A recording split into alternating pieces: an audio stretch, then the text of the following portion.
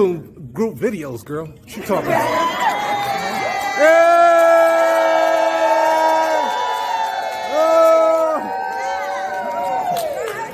I teach you what works. So this is what I did to get banned.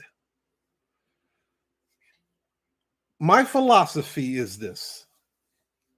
If something works, don't stop doing it. Double up on that shit. If something works, don't stop doing it. Double up on it. Just like you rolling dice and shit. Double up, nigga. Right? So I get a Google my business profile, right? Boom, I'm getting phone calls. I'm like, oh shit, this shit's kind of lit. I'm getting the phone calls. I already know sales, right? I already know sales, so I know I could close the deals. I was like, so what I need to do now, I need to increase my traffic. If I increase my traffic and the volume of calls that are coming in, I can close more deals, right? So I'm like, nigga, it's time to double up. Roll them dice.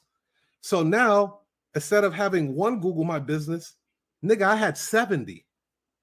Yes, indeed. Now, I tell my students, I did this, and this is what got me banned from Google. Because I'm like, wait a minute. If I get 10 calls a week from one Google My Business listing, then if I create another listing, I should get 20 calls per week. If I create 3 listings, I should get 30 calls per week. And I just kept going and going and going and going and going until I had 70. How did I get 70, you ask?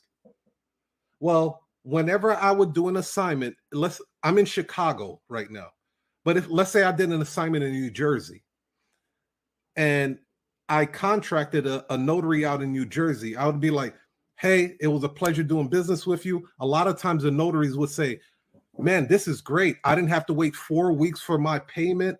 How can I be a part of your team? How can I join your team? I'd be like, not a problem. Let me show you how you do that. I created a landing page to get all their information. And then I tell them on the phone, I said, we are going to send a postcard to your home. It's going to be coming from Google. I need you to send me back those 5-digit code that they send you on the postcard. Now, at the time, Google will allow you to send 2 postcards per home. So I would send 2 postcards to every single notary I did business with. Not only the notaries, but I did it with my friends and family. I did it with cousins. I did with shit. I've even paid people. Let me send a postcard to your house so I can show people that I'm running a business in that neck of the woods. And it blossomed into 70 listings. Now, if I'm getting, now I want you to do the math. See, this is the shit that they don't teach you, these crab mother. So do the math. If I'm doing 10 phone calls per listing, how many do you think I'm getting at 70? And by the way, guys, you guys could put a chat, talk in the chat if you like. I'll say what's up to you guys, give you guys some shout outs. So at that point, my phone is ringing off the fucking hook. I mean, from early day to late night, it's just off the chain. It got to the point where I literally had to hire a full-time employee from the Philippines to help with all of the goddamn phone calls that were coming in.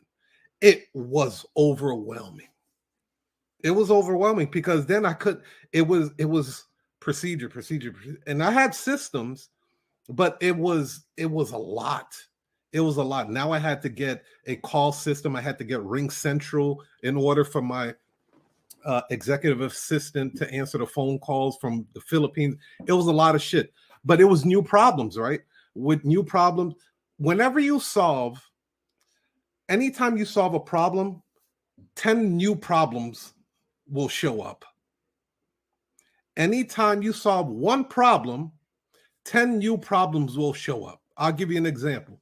And Myron Golden uses this very, very well. He says, you buy an iPhone, right? And that iPhone, or any phone, even an Android phone. I'm an Android. I'm a Droid. once you buy that phone, which is the average cost of a phone is about six to $700 minimum, and then it goes up from there, right? What do you buy next after you buy that phone?